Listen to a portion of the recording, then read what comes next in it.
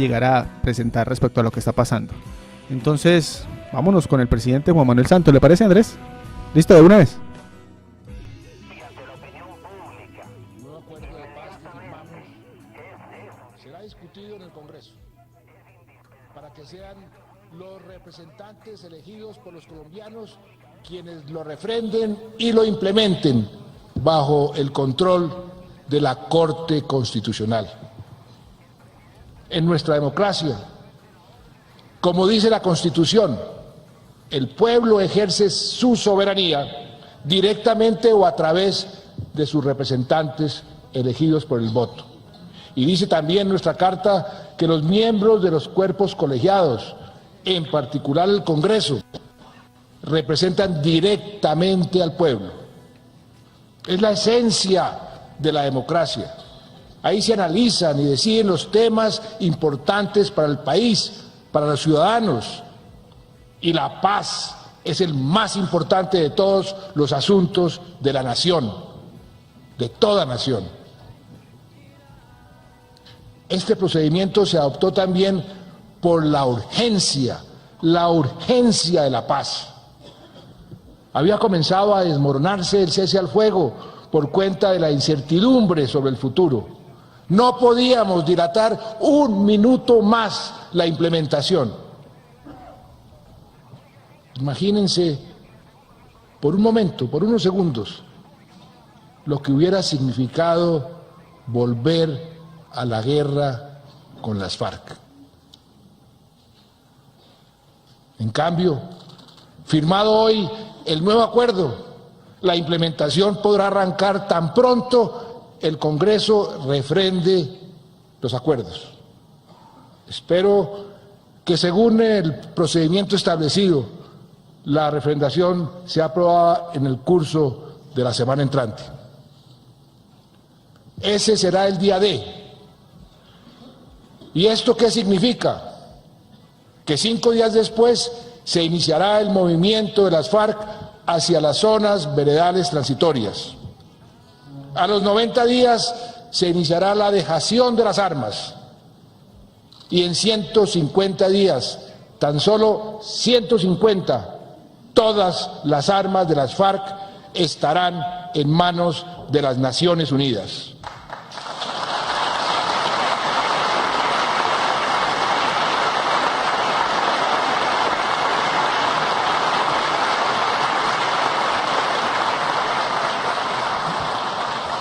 Las FARC, como grupo armado, habrá dejado de existir. Y también a partir del día D, la semana entrante, empezará en forma el desminado para que nuestros campos no sean nunca más una trampa mortal para nuestros niños. Ese mismo día iniciará el proceso de implementación de todos los demás elementos del nuevo acuerdo en el Congreso. Y esta será una labor fundamental, tan importante como el acuerdo mismo, donde el aporte de todos será muy valioso. Y se abre ahí una puerta para buscar consensos y espacios de concordia, de entendimiento. Invitaré a todos los partidos, a todos los sectores de la sociedad a que participen, contribuyan, y logremos así un gran acuerdo nacional para la implementación de la paz. En un mundo convulsionado por los conflictos, ya nos exaltan a los colombianos por haber logrado la paz. Demostremos en un mundo polarizado que también podemos ser ejemplo y poner el país por encima de los intereses políticos. Estoy convencido de que es el mejor camino para Colombia y me comprometo a trabajar y a poner lo mejor de mí, de mi gobierno, para lograrlo. Colombianos. Bueno, creo que hasta ahí está bien, Julián. Hay mucha tela por cortar. Sí, mira, lo corto ahí porque pues el presidente de la República y ella hace especial énfasis a lo que sigue, al procedimiento que sigue. Y eso creo que es donde debemos nosotros partir un poco para presentar de pronto algunas preguntas que surjan en relación con esto y qué problemáticas tal vez acá podemos nosotros presentar y por supuesto qué rasgos de esperanza podemos ver hacia el futuro. Muy bien, arranco yo, Julián. ¿Listo? Dale. De lo que dice Santos, resalto algunas cosas. Bueno, esto fue una decisión tomada como una situación de urgencia. Una situación de urgencia relacionada con muertes que han acontecido en los últimos días, en las últimas semanas, tanto de las fuerzas militares como de miembros de las Fuerzas Armadas Revolucionadas de Colombia, incluso de activistas defensores de derechos humanos. Se debe entonces de registrar acá, Julián, que eso es tomado o es anotado por el gobierno nacional y por las FARC, y que esto entonces le da un acelerador al tema. Muy bien. Segundo, el presidente deja ver con claridad, de manera directa a los que lo escuchan, que se trata de una firma de los acuerdos que no tiene efecto si no tiene refrendación, si no cuenta con una refrendación, y que dicha refrendación ahora él la pone en manos del Congreso de la República, es decir que el balón en este momento lo tiene los legisladores del Estado colombiano. Muy posiblemente a esta hora en el Congreso de la República ya tienen avanzado el tema en relación con la claridad respecto al procedimiento que va a tener dicho documento para que se produzca la refrendación. La refrendación. Bueno, eso en cuanto al presente. En cuanto al futuro, Julián resaltó lo siguiente.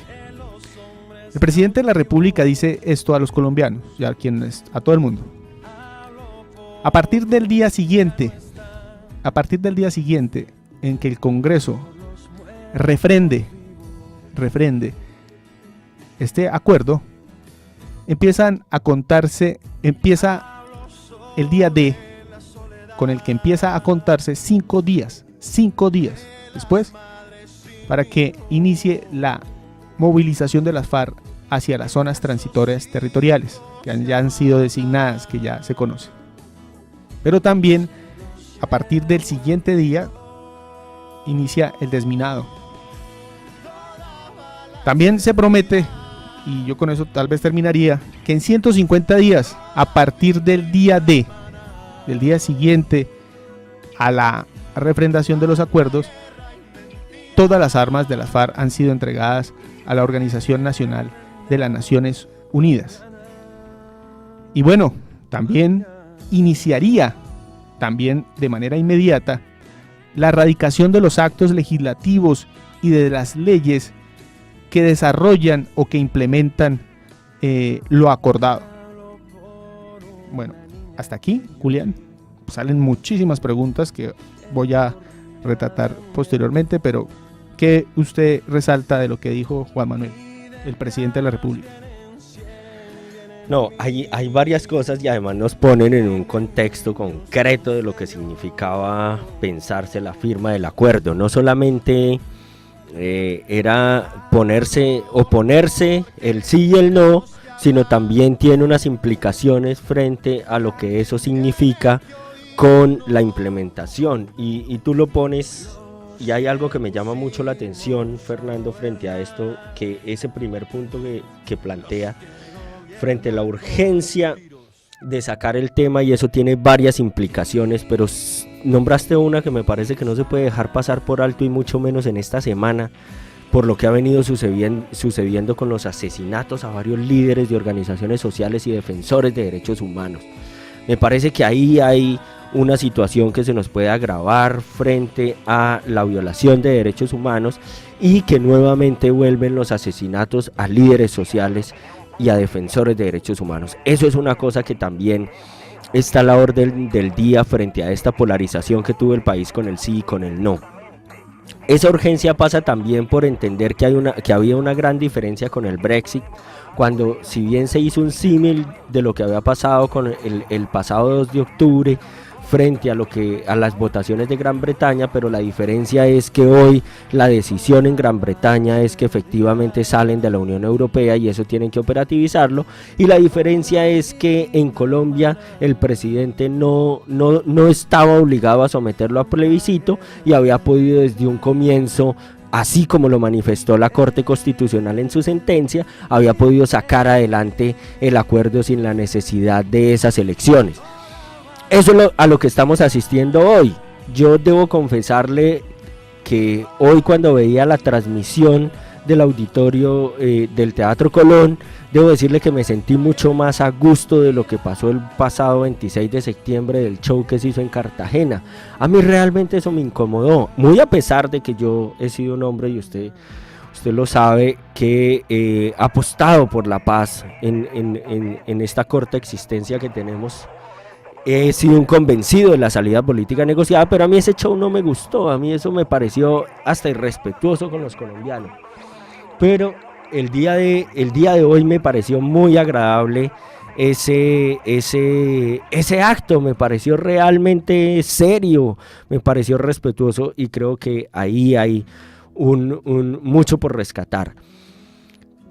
Frente a lo que va a ser lo operativo de la refrendación, yo lo comenté en un programa anterior aquí. Yo les dije que este acuerdo iba a salir por cesárea, y efectivamente eso fue lo que hizo el presidente, que hoy lo sacan contra viento y marea, y aquí lo que implica es un poco lo que estás planteando del futuro. Cuéntese una cosa en términos prácticos, es que estamos a 4 meses de que las FARC entreguen las armas a la ONU. Es decir, que en marzo del 2017, en abril del 2017, tendremos la primera Semana Santa en paz de los últimos 50 años, y va a ser una situación en la cual las FARC desaparecen.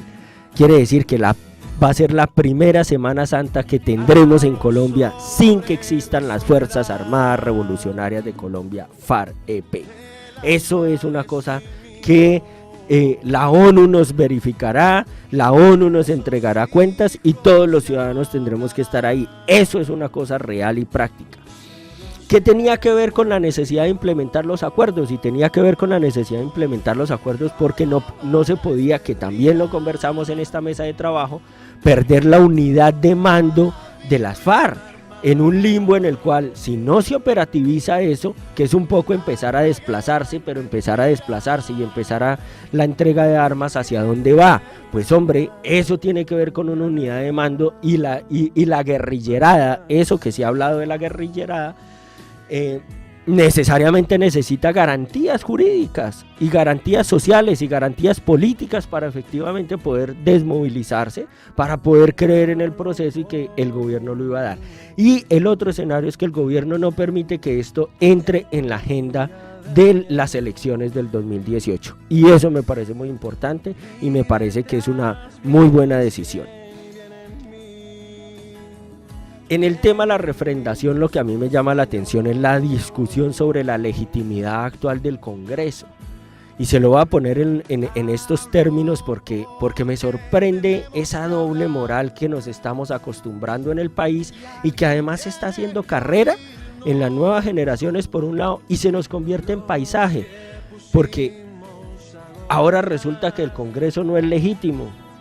Pero si el Congreso no es legítimo, entonces acaba de nombrar 3 generales de la República. O sea que esos generales no son legítimos. O sea, es legítimo para hacer unos nombramientos y para tomar las decisiones políticas que por mandato constitucional le tocan, pero no es legítimo para la paz. O sea, ahí hay un discurso maniqueísta, y efectivamente se está manipulando nuevamente para pensar que si bien sí pueden haber muchas muchas desconfianzas, el discurso de la teoría política frente a la deslegitimidad tanto de los partidos como de los congresos, las encuestas que se hacen frente a la opinión que tienen los ciudadanos del Congreso, que es de las instituciones en las que menos credibilidad tenemos, pero eso no le quita los 14 millones de votos que allí están. Tiene más que el plebiscito, porque los que están allí sumados todos suman más de 14 millones de votos, y eso es una cosa que no se puede desconocer así como tan olímpicamente. Entonces me parece que eso es una jugada también política, es una partida que empieza ganando quien tiene la talla, y en este escenario la tiene Santos, y creo que va a ser un proceso muy interesante. Viene diciembre con su alegría, vienen las novenas, esto pasó de agache en diciembre, la gente deja de sacarlo. Hubo algo que me llamó mucho la atención, que fueron las entrevistas a la gente del común, y que lo conversamos también en el trabajo y organizando estas sesiones, que es que para muchos de los colombianos, ciudadanos comunes y corrientes, esto ya se convirtió en paisaje, ya no, que saquen eso. Mucha gente que entrevistaron ni siquiera sabía que hoy se firmaba ni nada, que sí, que salgan de eso, que ya, listo. Y ya pasa, y eso va a pasar, digamos, esto va a ser una cosa importante, es para quienes estamos involucrados de alguna u otra manera en el futuro del país, y a quienes nos interesa la problemática. Bueno, muy bien, vamos ahora a pasar a la sesión de las preguntas. Julián, si me lo permite, en relación con lo que pasó. Pueden ser preguntas jurídicas, pueden ser preguntas políticas. Usted me contesta las mías y yo le contesto las suyas. Escoja en lo posible 3 nomás. 20 minutos para esto. Después nos vamos con los problemas. Y hago la siguiente pregunta, Julián.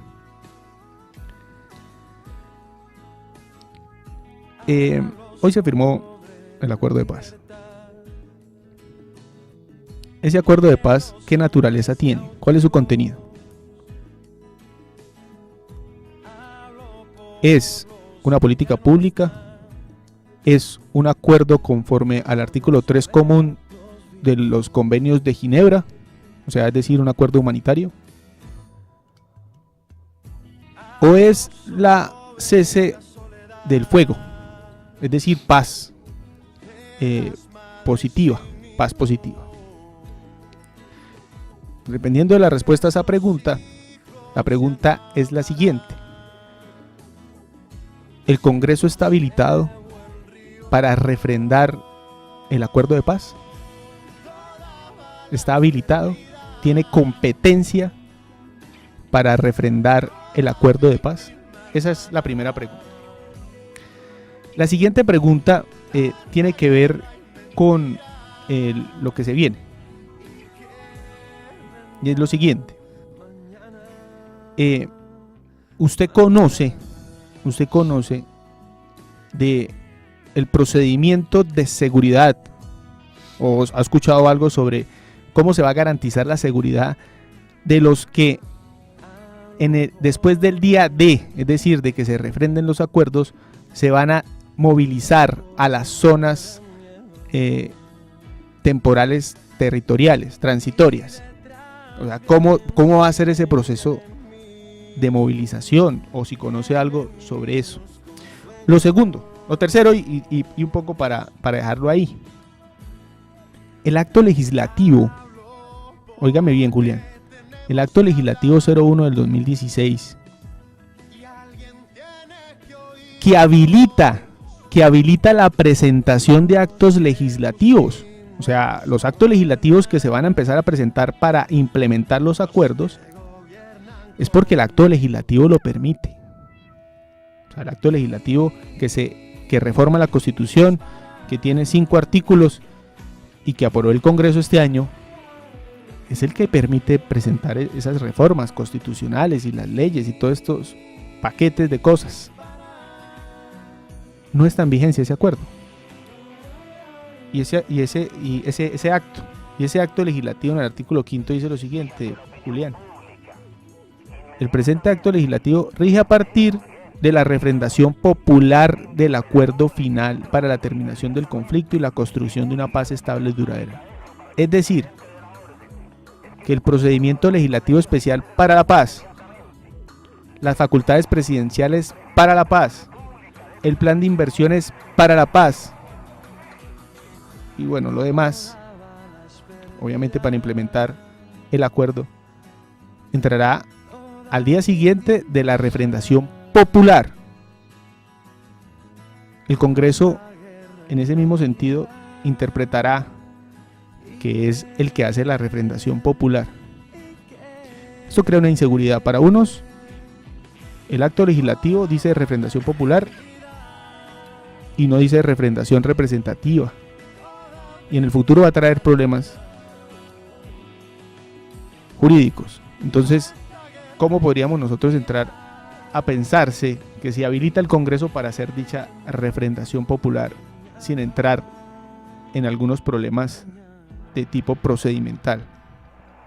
Esas preguntas nomás, Julián. Contéstemela usted y yo le contesto las que usted me formule. Dijo, no, con esas preguntas tenemos para otros 4 programas. Intentemos como mirar por dónde. Si quiere empecemos por la última. El tema del acto legislativo y la vigencia. Yo he venido sosteniendo que esto es un asunto eminentemente político por encima que lo jurídico. Y la misma Corte me da la razón. O mejor, eso es muy pretencioso. Porque yo no fui el demandante, ni estuve allí. Pero el asunto es el siguiente. Vea, pensar en que está o no está vigente y que la refrendación popular, lo popular está solamente sometido a las elecciones o que sea desde el mecanismo de participación como fue el plebiscito, sería reducir las posibilidades de lo que se tiene frente a la posibilidad de poner a andar esto. Y ahí viene el asunto en términos de, por eso el Congreso lo puede refrendar, porque se supone dentro de la teoría política que el Congreso representa el pueblo. Por eso está conformado por el Senado de circunscripción nacional y la Cámara de Representantes con circunscripción regional. Para el caso nuestro, santandereano, nosotros tenemos 7 representantes a la Cámara, que solo se eligen de aquí de Santander y se supone que defienden los intereses del pueblo santandereano frente a frente a la nación. Desde esa perspectiva, creo que ese va a ser el trámite que tomaron los asesores jurídicos del gobierno y que estuvieron de acuerdo los asesores de las FARC para efectivamente tramitar, darle por ahí la vía jurídica, el reconocimiento que hizo el presidente Santos, y que es un poco los juegos del discurso, cuando decían que no se podía lograr un mejor acuerdo, y hoy, un mes largo después, se reconoce que este es un mejor acuerdo. O sea que sirvió el escenario del debate y del diálogo democrático. Que los opositores siguen insistiendo en los puntos, pues es obvio que van a insistir en esos puntos, pero es que los puntos que están pidiendo eran imposibles de negociar porque ninguna guerrilla en el mundo ha cedido a la participación política, porque si no, no tendría sentido. Y mucho menos, si usted renuncia a la participación política es porque está dispuesto a irse a confinar a una cárcel tras barrotes, y eso no va a pasar, no ha pasado en la historia de la humanidad frente a la negociación de conflictos armados. Entonces digamos que ese va a ser el mecanismo y esa va a ser hoy esa fue la decisión política que se dio.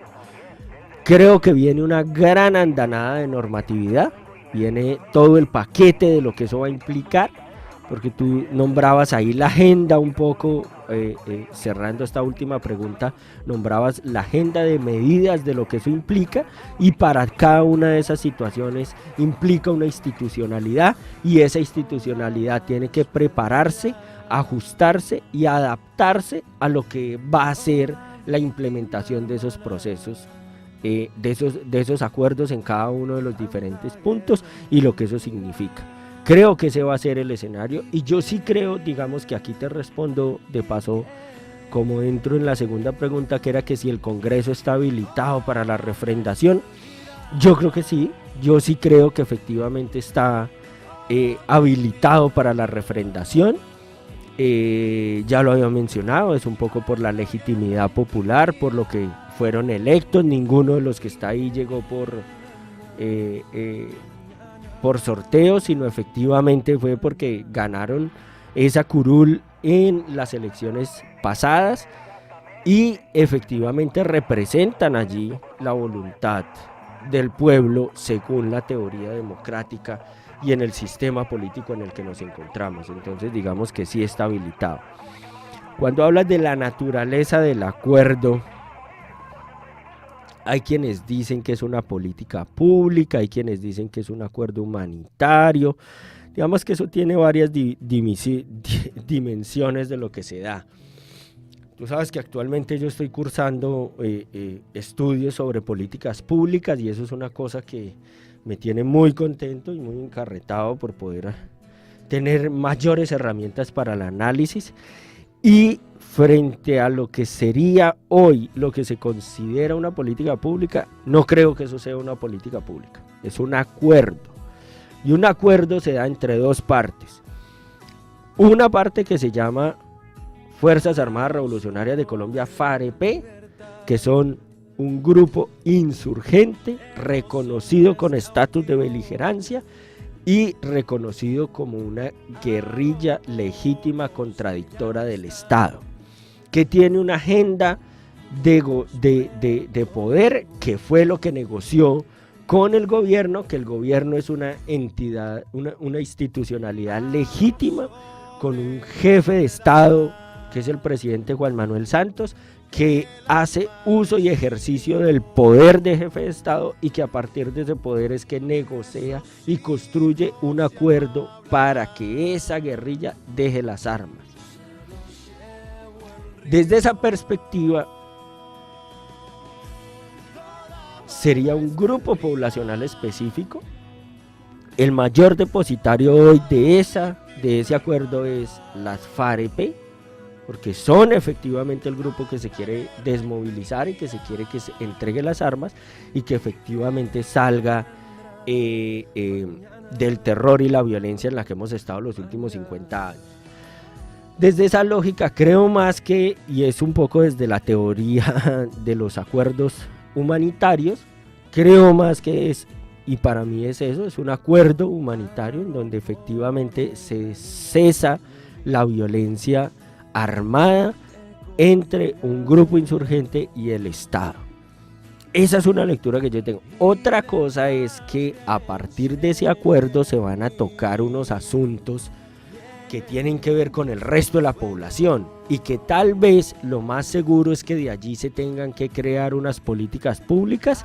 Creo que eso es otra dimensión de esa discusión, porque ahí tendrían que participar otros actores, no solamente las FARC, ni los intereses de las FARC, ni la agenda única de las FARC y del gobierno. Porque además, nótese una cosa, que por los tiempos de lo que esto está pasando, que se van desarrollando, la gran implementación de lo que allí se está dando va a presentarse en la agenda de gobierno y en lo que será el Plan Nacional de Desarrollo del próximo gobierno. Eso sí es una cosa que va a tener que pensarse muy bien frente a eso. Por eso me llama la atención las palabras de Timoleón Jiménez cuando dice que plantea un gobierno de transición para la implementación de los acuerdos. Eso es un asunto que quedó en el discurso y que eso no es, digamos, a mí me parece que eso no es gratuito en la dimensión política de lo que está haciendo, porque vuelvo a referirme a lo que decías frente al saludo de Donald Trump.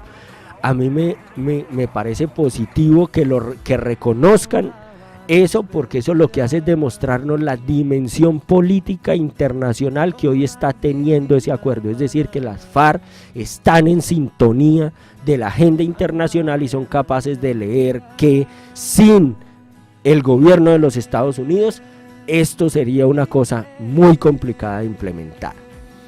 Y finalmente, para cerrar este primer bloque de todas las provocaciones que hemos tenido ahí de preguntas, cuando hablas de la seguridad de la guerrillerada, ese escenario de la movilización a las zonas que se van dando, claro, eso estaba planteado en el punto 3 frente en todo este escenario de la justicia especial para la paz. Lo que pasa es que lo que más hizo mella, digamos, en lo que se concentraron fue en uno de los minúsculos puntos que tenía ese acuerdo, pero digamos, las condiciones de seguridad de los guerrilleros, eso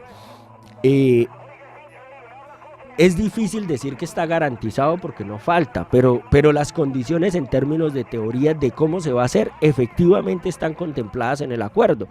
Y un poco por eso también la necesidad de sacarlo adelante, porque si usted recuerda cuando se hablaron de las 23 zonas de concentración, pues en esas 23 zonas el gobierno lo que hizo fue movilizar la institucionalidad, y la movilización de la institucionalidad implicó fue que el gobierno nacional se puso de acuerdo con los gobiernos municipales y departamentales para que esas condiciones se dieran, porque eso hay que organizar unos campamentos y eso va a tener 3 anillos de seguridad. Anillos de seguridad que están directamente relacionados con la dejación de armas, y esa dejación de armas por eso se toma esos 150 días, porque si no sería muy fácil decir que las FARC entregan las armas el día de mañana. No, lo que pasa es que aquí, como nos toca movernos y construir la confianza, y eso es tan difícil, eso es como las relaciones de pareja. Uno inicia relaciones de pareja pensando que van a fracasar, pues entonces digamos que eso es muy complejo. Hoy el escenario de lo que está pasando con las FARC es que muchos le apuestan a que fracase, pero la seguridad de este proceso está llevándose a pensar que si va a tener 3 anillos de seguridad es porque un primer anillo, digamos el primer anillo cercano de ellos, estará conformado por miembros de la guerrilla. Un segundo anillo es el de la ONU, y un tercer anillo es el de las fuerzas de seguridad del Estado. Esa es, digamos, la composición de lo que se está dando frente a ese contexto de seguridad. Por eso, insisto y reitero, la dejación de armas se va dando gradualmente para poder garantizarse ese contexto de seguridad. ¿Quiénes asumen la seguridad y en quiénes confían hoy las fuerzas armadas de Colombia, que a esos 150 días y a Semana Santa ya no existirán? Es en la ONU. Por eso también miremos que en esa urgencia de la que hablabas al iniciar el programa, el ejercicio de pensar que necesariamente tenía que darse con urgencia, porque la ONU también, el Consejo de Seguridad de las Naciones Unidas también estaba presionando frente a cómo hacerlo. Y para cerrar ese punto, quisiera mencionar que para Santos también era muy importante llegar a recibir el Premio Nobel de Paz con un acuerdo de paz implementándose. Bueno, muy bien. ¿Usted tiene preguntas? Pues tendría muchas, pero quisiera como que más bien centráramos en este diálogo que tú propiciaste. No, bien. Vamos, es para cerrar el tema del bloque de preguntas, porque sería entrar ya a lo que es los problemas que surgen, las problemáticas que surgen hacia el futuro, que tiene que asumir el Estado, que tiene que asumir o que tiene que tener en cuenta los ciudadanos. Por eso le pregunto, ¿tiene preguntas o pasamos a las problemáticas? Démosle a las problemáticas. Bueno, muy bien. Mire, Julián, yo propongo o le voy a presentar unos problemas que surgen. Yo voy a partir de la parte final que usted presentó y lo voy a bautizar de la siguiente manera: agenda paralela. Hay una agenda paralela del gobierno y hay una agenda paralela de las FARC, que está entrando a jugar con todo esto que ya de manera incompleta conocemos todos. Porque lo digo y lo asevero, o en mi tesis lo sustento en lo siguiente. La FARC habla de un gobierno de transición. Tome su baldado.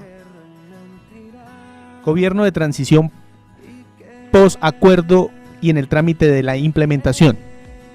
Cuando las FARC, y estoy hablando de las cabecillas de las FARC, sin pagar un solo día en el campo, en ninguna zona, de transición temporal, territorial, sin pagar un solo día, entre al Capitolio, porque así lo dicen los acuerdos, con voz pero sin voto, para lo que van a ser los trámites de reforma constitucional y de reforma legal.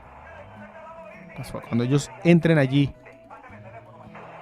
pues entran entendiendo de que estamos en un proceso de transición. Iría uno de justicia transicional, etcétera, etcétera. No, de gobierno. Entonces ellos tienen una agenda y tienen un plan sobre lo que está aconteciendo, sobre previendo tal vez que las cosas no resulten como al parecer están diseñadas, que deben de ser desarrolladas. Pero también estoy de acuerdo con usted, hay una agenda del gobierno nacional, hay un 10 de diciembre que está en el cronograma del gobierno, hay una ponencia o una conferencia o un mensaje que el Premio Nobel de Paz debe de dejar perpetuado hacia la eterna deliberación sobre qué es la paz. Y obviamente ese 10 de diciembre no podía entrar o no sería igual de legítimo si no estaban los acuerdos firmados y refrendados. Entonces hay una agenda también del gobierno y en ese sentido estoy de acuerdo con usted. A ellos no les al gobierno nacional en su agenda no le interesa, o por lo menos ellos no deberían ser los que se preocupan si lo que se está haciendo está validado jurídicamente, si está blindado jurídicamente. Eso le tocaba era preocuparse a las FARC. Pero a las FARC al parecer tampoco le interesan porque tenemos agendas paralelas de poner en crisis al Estado. Obviamente si en 6 meses estamos hablando de que esto fue un problema donde está vinculado el Congreso de la República, donde está vinculado el gobierno como tal, pues a las FARC también le interesa entonces poner en crisis la democracia deliberativa y representativa del Estado. ¿Cómo es posible, dirían las FARC, porque yo no soy abogado, diría alguno de ellos, de que se tramite la refrendación sin que el Congreso esté habilitado? ¿Cómo es posible que se ponga a deliberar unos acuerdos si bien estaba claro de que esos acuerdos tenían que tener un procedimiento interno que no estaba contemplado en la ley quinta ni en ninguna disposición normativa del Congreso para que ellos se habilitaran para refrendar? Entonces todas las leyes y los actos legislativos carecerían de legitimidad jurídica y tendrían demandas y denuncias en relación. Cuando estalle esto, pues entonces a las FARC les queda muy bien, y al gobierno nacional pues ya ha pasado algún tiempo y esto ya no tendría reversa. Tal vez pondría en crisis la democracia y pondría en crisis el sistema constitucional, y pues preparémonos para una Asamblea Nacional Constituyente, porque ellos ya están preparados para un gobierno de transición hacia lo que es la nueva constitución política de Colombia. Entonces es poner en crisis. Las crisis no llegan solas, Julián. Las crisis llegan, la crisis de la democracia representativa y deliberativa, ¿sí? Porque es que aquí el tema es quiénes van a votar y quiénes responden por lo que está pasando en el Congreso y lo que va a pasar en el Congreso. Y vamos a ver si los ciudadanos van a cobrar eso. Porque es que aquí están las posiciones, deben ser muy concretas. El Congreso no es un mecanismo de refrendación popular, es un mecanismo de refrendación de políticas públicas. Y esto no es una política pública, usted lo dijo, esto es un acuerdo, tal vez más cercano al tema humanitario, pero ¿qué hacen entonces refrendando algo donde ellos no son competentes? Entonces, no, pero es que lo político supera lo jurídico. Sí, es cierto, muy posiblemente estamos en un escenario de dimensiones de tensión donde lo práctico supera lo racional, pero va a tener problemas hacia el futuro si esto no sale bien. Si hay muertos en el proceso de tránsito de las FARC hacia estas zonas, si no se entregan todas las armas, si todas las armas resultaron ser irrisorias, si de los 15.000 se desmovilizan 3.000, si de 250 hectáreas pasamos a 300 en 6 meses, si México sigue teniendo el problema político que tiene hoy en temas de narcotráfico gracias al incremento de la exportación que existe desde Colombia hacia México, si en 6 meses las cosas en vez de mejorar empeoran, las FARC se lavan las manos, el gobierno nacional cumplió lo que tenía que cumplir y bueno, pues ¿quién paga el pato? Porque se le prometió a las víctimas hasta donde no se le podía prometer. Se le prometió a los grupos de oposición hasta donde más no se le podía prometer. Las FARC intervinieron con voz dentro del Capitolio y tocó escucharlos. Y ni siquiera estaban habilitados porque el acuerdo nunca se refrendó, dirían algunos, dentro de 6 meses o 4 meses.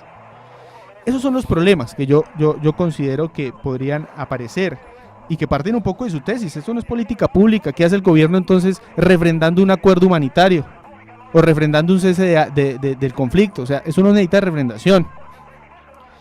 Entonces, ¿qué son los acuerdos? Es importante para saber si usted está habilitado para meterse a refrendar o habilitar un control político sobre algo donde usted no es competente. Y cerraría con lo siguiente, Julián. Aquí no se ha mencionado muchas cosas del acuerdo en relación con muchas cosas que hay que empiezan a funcionar a partir del día D. Voy a decir un evento académico entre la Nacional, los Andes y otras 3 entidades académicas que se dice que se va a realizar y que se debe de programar y que se debe realizar una vez sea refrendado el acuerdo de paz.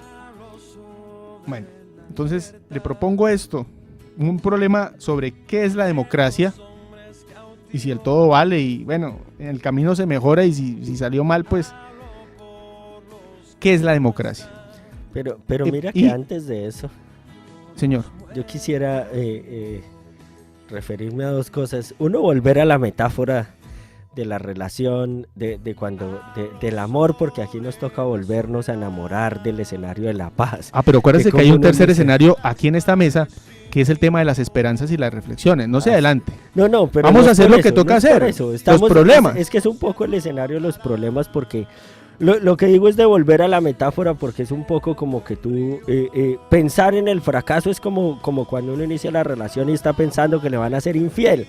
Entonces, pues digamos que así es muy berraco, o sea, así pensar la construcción de un acuerdo, pensar que las FARC van a incumplir o pensar que el gobierno va a incumplir, pues es de entrada saber que estamos minados por la confianza.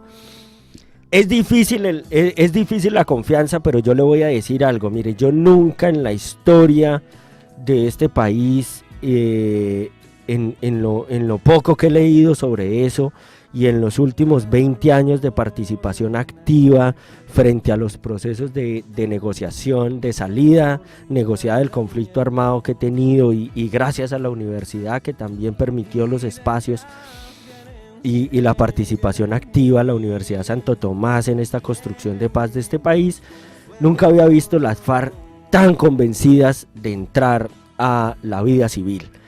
Y yo no llamaría tanto que hay una agenda paralela, lo que pasa es que la agenda de las FARC es hacer política, ya no es echar bala. Entonces, como ya no van a echar bala, pues van a hacer política, y al hacer política, pues ¿usted qué viene? Pues a hacer política. ¿Y cómo se hace la política?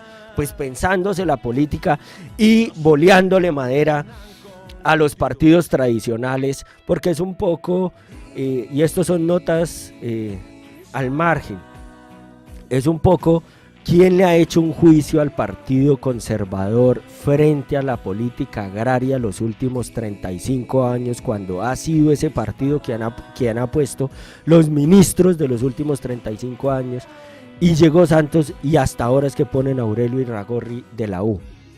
Eso es una cosa que hay que pensarse. Y es una responsabilidad de política pública. ¿Quiénes han sido los que han manejado los ministerios? Y a partir de eso, ¿quiénes son los que han tenido? Eso es una realidad. El gobierno tiene que hacer lo máximo de su agenda para poderles cumplir, porque no se puede desbaratar ese proceso. Hoy tú dijiste una cosa que me parece, y vuelvo, insisto, porque con eso iniciaste el programa, y creo que así vamos a ir terminando este asunto, es el tema de la posibilidad de que se presenten unos asesinatos a unos líderes de organizaciones sociales, defensores de derechos humanos o guerrilleros rasos. Eso es una amenaza latente a ese proceso, y eso es una cosa que puede estallar ese proceso. Eso es una realidad que está ahí y que me parece que es supremamente peligrosa para el país. No porque volvamos a pensar en que las FARC van a volver a la guerra. Hoy no creo que las FARC vuelvan a la guerra. La guerra tiene unos elementos supremamente complejos y podemos hacer un programa sobre eso, sobre qué significa hoy la guerra y qué significa, por ejemplo, que el ELN no avance en una agenda y en un calendario para poder salir de eso, cuando usted va a concentrar todo el ejército ahora ya no detrás de las FARC, sino detrás de las bandas criminales, que sigue siendo un punto neurálgico frente a la negociación, porque ahí está, es que la historia de las negociaciones del país ha fracasado porque el paramilitarismo ha estado latente. El proceso de paz de Pastrana no fracasó porque las FARC hayan querido levantarse de la mesa. El proceso de paz de Pastrana fracasó era porque por encima de la mesa Pastrana quería negociarles a las FARC una idea de Estado y por debajo de la mesa les fortalecía el paramilitarismo. Esa es la realidad de las negociaciones. Entonces, hoy lo que están diciendo ellos es, y a mí me gustó mucho esa frase de Iván Márquez, estamos dispuestos a dejar las armas, pero no la vida. Y eso es una necesidad. ¿Cuándo se recrudece el conflicto? Cuando hicieron el intento de la Unión Patriótica y más de 2.800 dirigentes políticos en este país de la Unión Patriótica fueron asesinados. Es que en esta semana los que han matado no son, no son del Opus Dei, son de Marcha Patriótica, son líderes sociales, un líder social en el Cauca, líderes universitarios que están desaparecidos en Cali. Es decir, lo que está sucediendo hoy es una cosa que me parece delicada y me gustó mucho que lo hubieses puesto.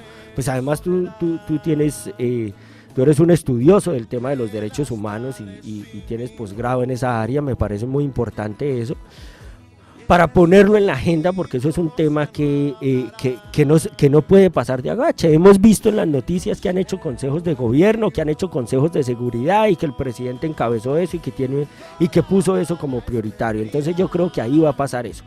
Cuando yo planteo, sí creo que hay una agenda, la agenda política es muy importante y hoy vamos a verlos haciendo política y le voy a pasar un dato curioso. Algunos amigos míos que están en el mundo de la ganadería, conversando ya más tranquilamente después del plebiscito, ellos comentan hoy que dicen, oiga, ¿sabe qué? En la oportunidad del campo, hermano, yo veo que va a ser mejor hasta estar con estos manes. O sea, hoy ven en lo que va a ser esa representación política del Congreso una oportunidad para mejorar las posibilidades del campo. Ahí me parece que hay una cosa que es muy clave, porque eso no se ha pensado en este país.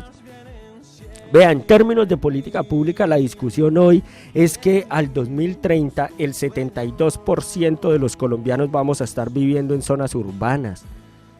Eso se lo traduzco, quiere decir que de cada 100 personas que estemos en Colombia, 72 van a vivir en zonas urbanas. Quiere decir que la densidad poblacional del urbano va a ser muy alta. Y entonces, ¿quién va a producir la comida?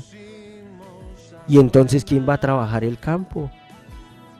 Ah, solo los que se lo están pensando. ¿Cuál es la política que se está pensando las FARC para el campo? ¿Qué fue lo que se negoció ahí para el campo?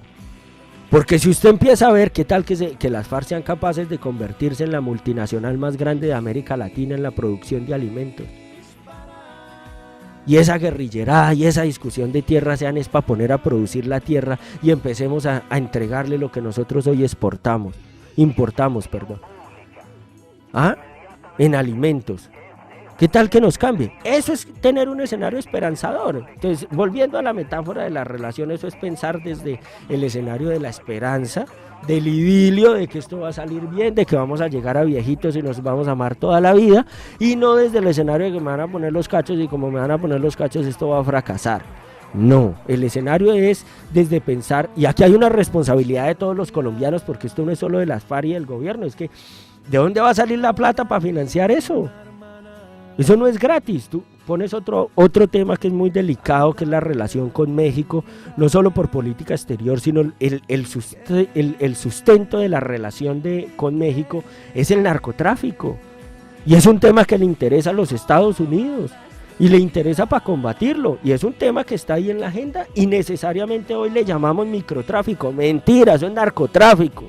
Lo que pasa es que ahora tiene otra dimensión de mercado, se nos metió en el mercado interno. Entonces antes no decíamos nada porque era para afuera, sí, eso que la saquen y se hacen millonarios, y entonces ahí está Pablo Escobar, que Netflix ahora lo explota, el entretenimiento, o sea, se nos vuelve, ay, tan chévere, hola, ¿cómo era eso de divertido allá en Colombia, ¿no? ¿Cómo se divierten? Pero la realidad es que es un narcotráfico, lo que pasa es que se transformó. ¿En dónde? En el mundo de la globalización. Entonces, en el mundo de la globalización lo que hizo fue transformarse, y hoy tenemos microtráfico porque hoy hay un escenario de mercado interno, y eso se nos está comiendo nuestra juventud. Eso está ahí, los que están involucrados hoy son nuestros jóvenes. Y los jóvenes de sectores populares son los que están cayendo ahí, son los que están entregados ahí. Entonces ahí es donde me parece que es una agenda compleja, que esto es una responsabilidad de todos los colombianos. Esto no es solo FARC y gobierno, aquí también es cómo yo voy a construir la paz y qué es lo que yo le voy a aportar a la construcción de este país, por tus hijos, por mis hijos, por los hijos de todos, para ver si somos capaces de dejarles un mejor país. Bueno, Julián, ya casi estamos cerrando el tema del programa. Al parecer nos va a tocar hablar del tema de la esperanza en las siguientes sesiones. Claro que la otra semana estaríamos ya con acuerdo muy posiblemente refrendado y ya con el día de iniciándose. No, yo solamente diría, Julián, unas cosas relacionadas con su intervención que me pareció muy pertinente, pero para que lo debatamos ya para la otra semana. Y es el tema de que, pues entonces, queda claro que para usted el acuerdo no es una política pública. Queda claro para usted que, a pesar de que no sea una política pública, el Congreso está habilitado para su refrendación. De la misma manera, para usted queda claro que las FARC ya están haciendo política por fuera de un acuerdo refrendado. No importa si eso es o no están habilitados para ello, ya están a pesar de estar en la criminalidad, están haciendo política. Imagínense a John Jairo Velázquez desde la cárcel haciendo política, pues estando en la cárcel. Es decir, o Pablo Escobar haciendo política estando en la cárcel. El tema es que hacer política estando en la ilegalidad pues es al parecer válido porque el fin lo permite. Ellos están habilitados para hacer política después, y después de haber cumplido con lo que se comprometieron a cumplir, que es decir la verdad, empezar primero a justiciarse en el Tribunal de Paz. Pero usted deja claro aquí que evidentemente ya están haciendo política, no es una agenda paralela, están haciendo política. Pero son una organización política. Por eso, y eso es lo que hacen. En este momento son las Fuerzas Armadas. Dejarán de ser Fuerzas Armadas a partir del día siguiente a la entrega de las armas, de la totalidad de las armas, y eso se demora 150 días. Y sin embargo van a estar en el Capitolio con gente armada todavía. Entonces, Julián, a eso es lo que yo le quiero hacer el acento. No es un problema de desconfianza, es un problema de poner orden en las cosas, porque entonces usted encontrará gente que no le gusta eso, gente en el Capitolio con gente armada todavía, porque no van a entregar todas las armas, gente ya en este momento haciendo política, hablando con Donald Trump y todavía no han entregado las armas. Entonces, si eso lo hacen ahorita, ¿qué podemos esperar? Las FARC no han desaparecido, Julián, siguen siendo las Fuerzas Armadas, desaparecerán cuando entreguen las armas. Entonces no es un tema de desconfianza, es un tema de que cuando tú te vas a casar y tu esposa ya te está poniendo los cachos antes del día del matrimonio, pues no es desconfianza, eso es poner los ojos sobre donde los tiene que poner en la realidad. Pero bueno, el tiempo se nos fue, aquí ya me están regañando. ¿Qué canción tenemos para el día de hoy? Y pues cerremos un poco. Vámonos, y me alegra nuevamente, y un saludo de despedida a toda la audiencia, y aquí seguimos. Bueno, gracias, Julián. Andrés, ¿qué canción nos tienes para hoy? La canción de hoy es la 9ª Sinfonía Allegro con Fuoco, es de Borac. Excelente, esa fue la que estuvo sonando, sonándole al presidente Santos recientemente en la Universidad de Caldas. Tanta guerra y mentira.